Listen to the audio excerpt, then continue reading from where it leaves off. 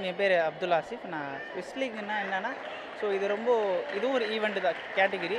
So இதில் Swiss league, men singles, team championship அப்படி சொல்லி நடக்கும். இதில் ஸ்விஸ் லீக் வந்து ரொம்ப டஃபஸ்ட் ஈவெண்ட்.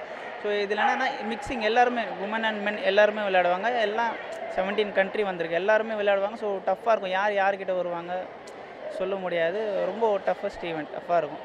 ஸோ அதில் நான் வின் பண்ணியிருக்கிறது ரொம்ப சந்தோஷமாக இருக்குது எனக்கு. ஹாப்பியாக இருக்குது. கவர்மெண்ட்லேருந்து என்ன சப்போர்ட் பண்ணாங்க? கவ் நீங்கள் எவ்வளோ நாள் ப்ராக்டிஸ் பண்ணீங்க? நான் 15 இயர்ஸாக நான் கேரம் விளையாடுறேன். ப்ளஸ் இந்த வேர்ல்ட் கப்புக்காகவே நான் தனியாக 9 ஹவர்ஸ் சொல்லி தனியாக ப்ராக்டிஸ் ரொம்ப ஹார்ட் ஒர்க் பண்ணியிருக்கேன்.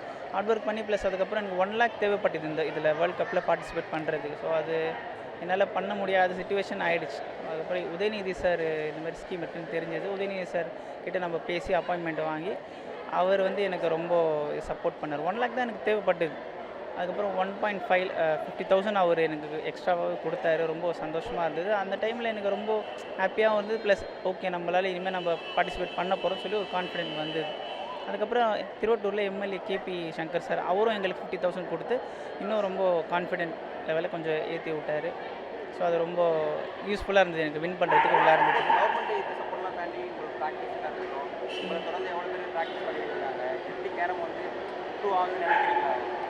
இல்லை கேரம் முன்னாடியிலேருந்து இப்போ கேரம் கட்டாலே எல்லாம் நார்மலாக லோக்கல் ரோட்டில் விளையாடுறது அப்படி இப்படி சொல்லுவாங்க. இப்போ பட் அந்த மாதிரி இல்லை. இப்போ கொஞ்சம் கேரம்க்குன்னு ஒரு ஸ்டாண்டர்ட் வந்துருச்சு.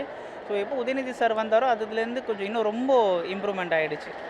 கேரம்ன்றது ஒரு ஹை லெவல் இப்போ கேம் ஆகிடுச்சு. இப்போ நான் லாஸ்ட் இயர் பாருங்க காசிமா வின் பண்ணாங்க வேர்ல்டு சாம்பியன். அவங்களுக்கும் நல்ல ஹை லெவலில் அவங்க பண்ணாங்க. ஸோ அது கேரம்ன்றது இப்போ ரொம்ப ஹை லெவலில் இருக்குது, பழைய மாதிரி இல்லை.